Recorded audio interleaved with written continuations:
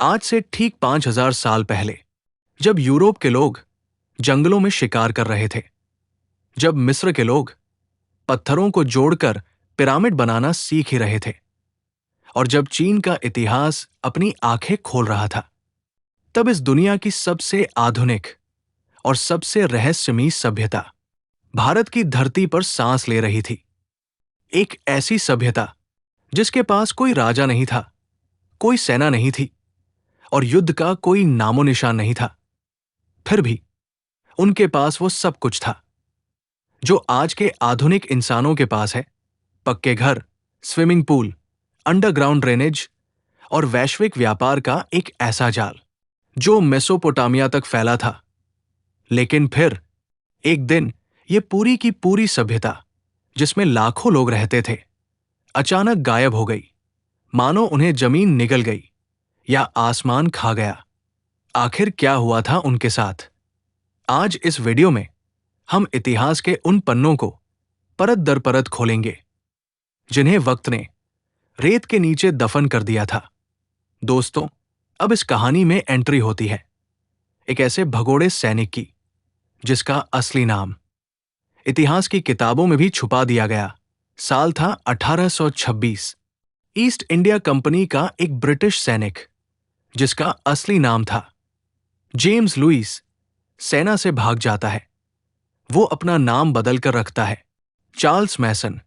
मैसन को पुरानी जगहों को एक्सप्लोर करने का शौक था।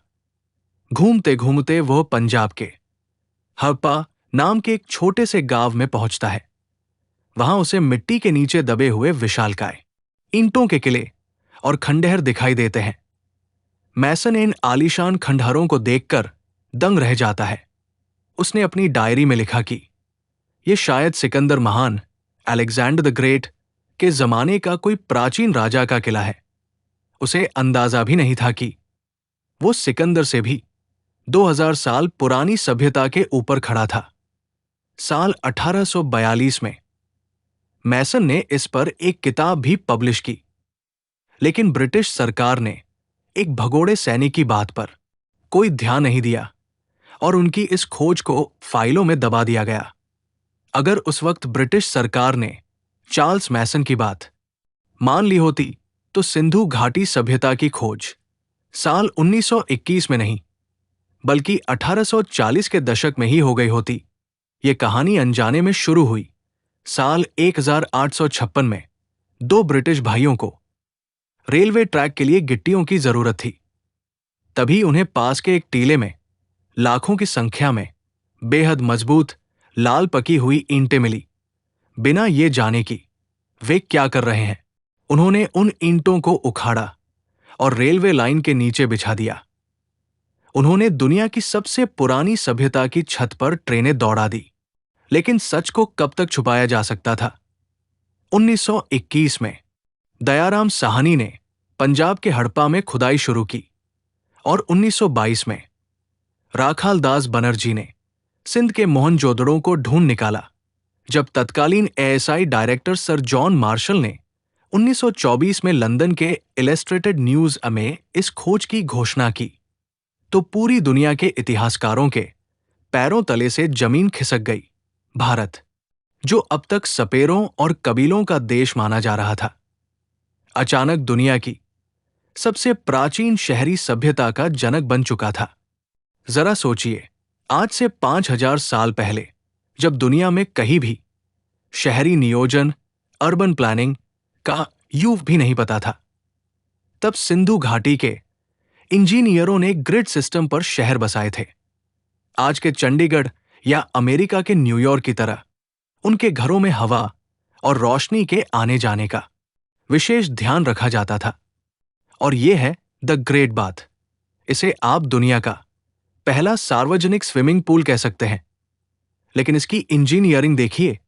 इसकी ईंटों के बीच में जिप्सम और तारकोल, बिचुमेन का लेप लगाया गया था ताकि पानी का एक कतरा भी लीक न हो सके।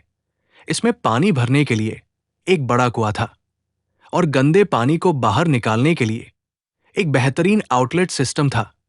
इतिहासकार मानते हैं कि इसका इस्तेमाल किसी धार्मिक या पवित्र स्नान के लिए किया जाता था। सबसे इंटरेस्टिंग फैक्ट तो यह है कि मोहनजोदड़ो और हड़प्पा के शहर की सड़कें बिल्कुल सीधी थी, जो एक दूसरे को 90 डिग्री के कोण पर काटती थी। घरों के दरवाजे मुख्य सड़क पर न खुलकर पीछे की गलियों में खुलते थी। क्या आप जानते हैं कि रोमन साम्राज्य को अपनी स्वच्छता के लिए जाना जाता है, लेकिन सिंधु घाटी के लोग उनसे भी 2000 साल आगे थे।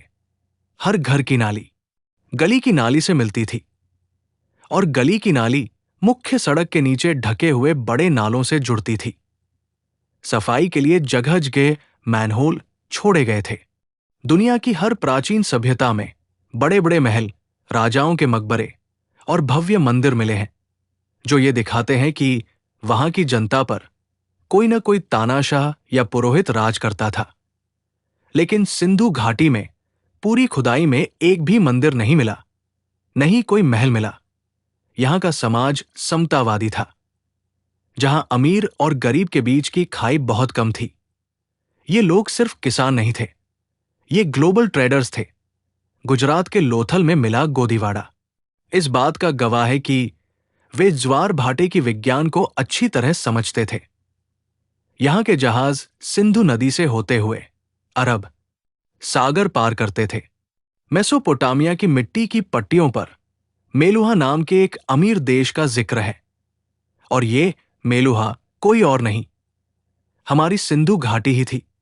सिंधु घाटी के लोगों की एक अनोखी बात यह थी कि व्यापार को निष्पक्ष बनाए रखने के लिए उन्होंने वजन का एक अनूठा सिस्टम विकसित किया था। उनके बाट 16 के गुणांक मल्टीपल्स पर काम करते थे, जैसे 16, 64, 160, 320। ये शुद्ध गणित था। भारत में हाल के दशकों तक चलने वाला एक रुपया यानी 16 आना का सिस्टम शायद इसी सभ्यता की देन था। इस सभ्यता की कला को देखिए। लॉस्ट वैक्स तकनीक से बनाई गई ये कांस्य की नर्तकी की मूर्ति धातु विज्ञान का बेहतरीन उदाहरण है।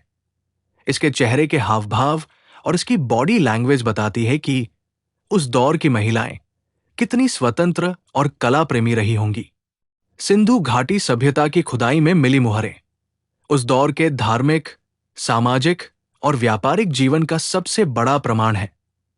ये जो आप देख रहे हैं पशुपतिनाथ की सील है। इस आकृति के चारों ओर जंगली जानवर बने हैं।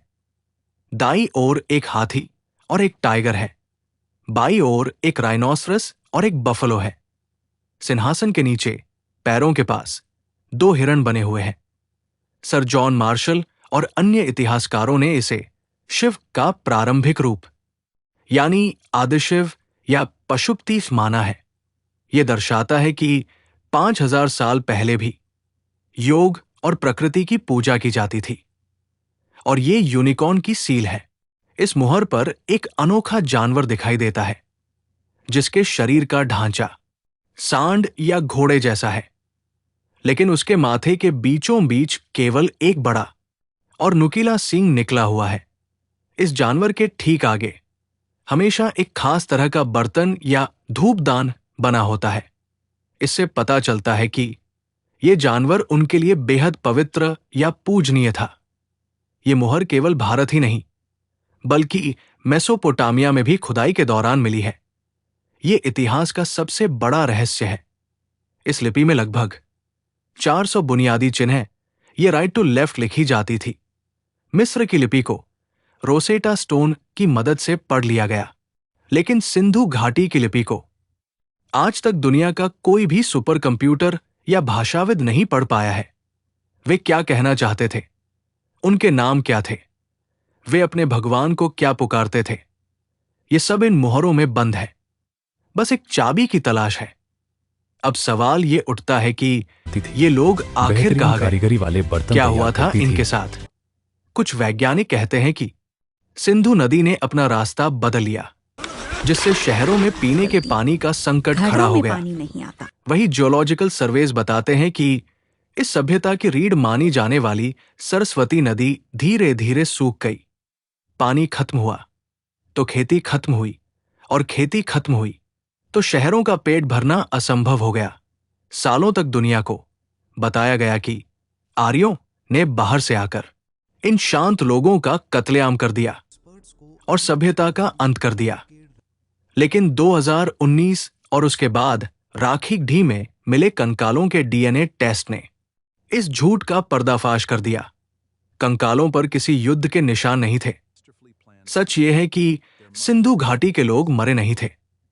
जब उनके शहर रहने लायक नहीं रहे तो वे छोटे छोटे समूहों में पूर्व की ओर गंगा घाटी की तरफ और दक्षिण की ओर बढ़ गए। सिंधु सभ्यता कभी मरी ही नहीं। वो आज भी हमारे अंदर जीवित है। जब हम हाथ जोड़कर नमस्ते करते हैं, जब हमारी माताएं बहनें मांग में सिंदूर लगाती हैं, जब हम पूजा करते हैं या जब हम स्वास्तिक का चिन्ह बनाते हैं, तो हम अनजाने में उसी 5000 साल पुरानी महान विरासत को आगे बढ़ा रहे होते हैं। वे हमारे अतीत के केवल पन्ने नहीं हैं, वे हमारी नींव हैं। हम गर्व से कह सकते हैं कि हमारी कहानी वहीं से शुरू हुई थी जहां से आधुनिक इंसानियत ने सोचना शुरू किया था। हम सिंधु हैं, हम भारत हैं। क्या आपको लगता है कि हम कभी सिंधु घाटी की इस रहस्यमयी लिपि को पढ़ पाएंगे? अपने विचार नीचे कमेंट में जरूर बताएं। और हां, अगर आप इस चैनल पर नए हैं तो आगे आने वाले ऐसे ही रोमांचक वीडियो के लिए सब्सक्राइब बटन पर क्लिक करके हमारी फैमिली से आज ही जुड़े।